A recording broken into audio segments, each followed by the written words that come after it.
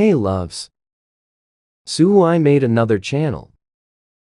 On this channel, I will be doing true crime, ghost stories, creepypastas, etc. I will be doing a face reveal on there, so you can see the person behind this account. Make sure to go subscribe. Once I hit 100 subscribers, I will be posting a video. The link to the channel is in the description.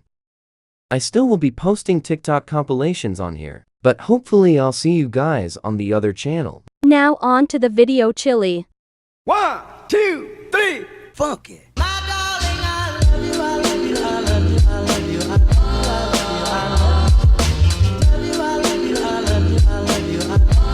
Strangest unsolved cases around the world, starting in Australia. In August of 1994, a fisherman was on the Hawkesbury River when he felt a strong tug against his fishing net, but what he pulled up was a heavy piece of steel shaped like a crucifix, and attached was the remains of a human. The police discovered it was a man's body that had initially been covered in plastic and intentionally arranged on the crucifix, which had been custom built and would have been too heavy for a single person to lift and dump in the river. There was no matching missing persons report, and because he had been in the water between 6 and 12 months, his fingertips and facial features had eroded, so his identity remained unknown. Until 2018, when advances in DNA technology identified him as Max Tansevsky, but despite now knowing his identity, his case remains unsolved. This is the unsolved murder of Lavena Johnson. Lavena became a private first class of the United States Army and was stationed in Balad, Iraq. She would frequently call her parents to update them on her experience. On July 17th, Lavena called her parents, telling them that she would be home early for Christmas, and she seemed very excited. Only a couple days later, her family received a call from soldiers saying that Lavena committed suicide. However, there was no indication that she was suicidal. At 1:20 a.m., her body was found in a pool of blood next to an M16 rifle that seemed a little bit too far away from her. An autopsy was done and they ruled it a suicide. However, the parents were not buying it. The gunshot wound came from the left side, however she was right-handed. Her nose was broken and her lips were very cut. Also, her gloves were glued to her hands. That was not normal protocol. The family hired a private investigator who found some more evidence. She had a black eye, loose teeth, and corrosive liquid poured onto her genitals. Her family is still seeking justice. Sitting next to you, but after all I've said, please don't forget.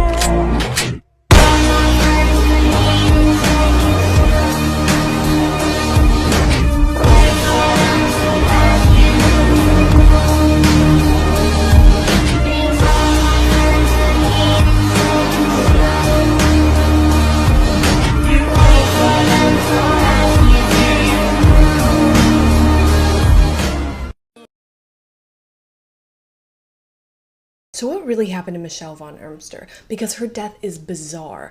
She was found during the early morning hours of April 15th, 1994 off the coast of San Diego, but her body hadn't been in the water long since she was last seen at 8 p.m. the night before. She was missing her right leg from the thigh down and had tearing type tissue damage, so the medical examiner ruled it a great white shark attack, but he had never even seen a shark attack death before. But that didn't explain her broken neck, pelvis, and ribs, or why her severed leg bone was whittled into a point. And she had a lot of sand in her mouth, stomach, and lungs, meaning she had to have been pressed into the sand while breathing in. And she was found naked, and it's unlikely she went swimming that way since both the water and air temperatures that night were in the 50s. The strangest unsolved mysteries from each state. Today we have Tennessee.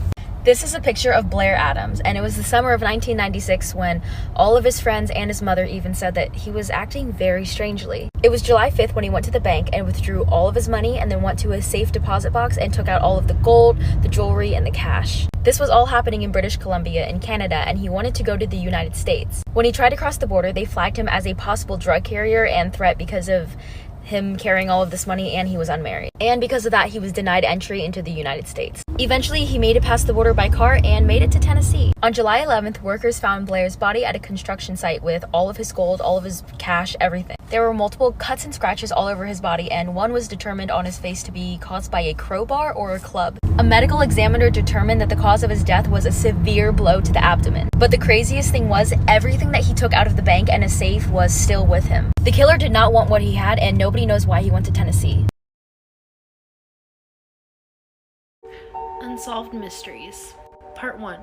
In 2007, a girl named Courtney Kuykendall began receiving messages from her friends.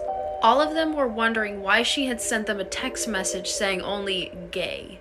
Courtney was kind of confused. She hadn't sent those text messages, yet they came from her phone. She thought it was a little weird, but initially brushed it off.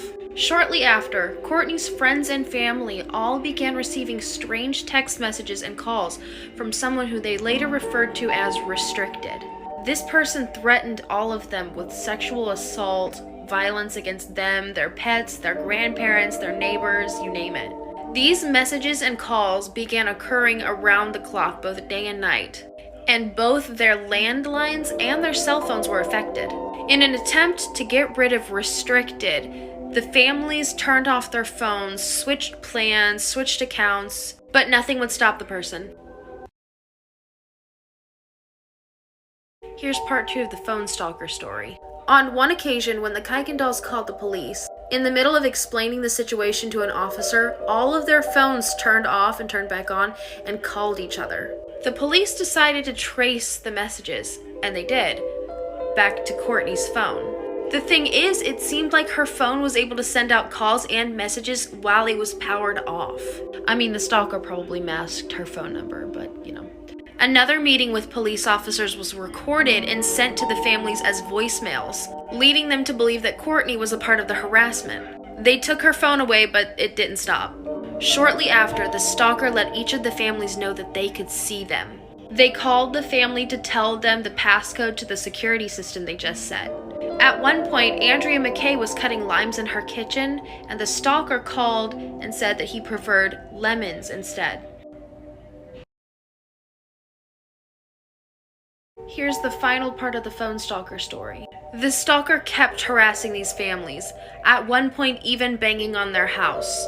They tried taping up their security cameras, taking the batteries out of their phone, and nothing could stop this stalker. As of today, nobody has been arrested for the harassment of these families.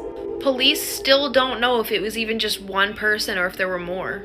Really, the only substantial evidence that the police have are the voice recordings of the phone calls. There are several theories regarding this strange case, including the possibility of Courtney's involvement, or that a virus or a hack affected their phones. What do you guys think? This is Amanda Claremont. I went to college with her, and her murder is currently unsolved, and they're looking for information, so please keep listening. Amanda was 21 when she was murdered on November 19th, 2017. That night, she went out to Fry Street in Denton, Texas, and I actually saw her that night. After leaving the bars, Amanda started driving towards Corinth, which was about 10 minutes away. Between 1 and 2 a.m., a neighbor said that they heard gunshots but didn't realize what they were at the time. Then at around 5 a.m., a cop found her car off the side of the highway, crashed into a fence, and all the doors were open. Amanda was found in the driver's seat and had been shot multiple times. This was Corinth's first murder in 17 years, and it is still unsolved. Police said the suspects were driving a red vehicle and are looking for any information about this case. If you know anything, call the Corinth Police Department or Denton County Crime Stoppers.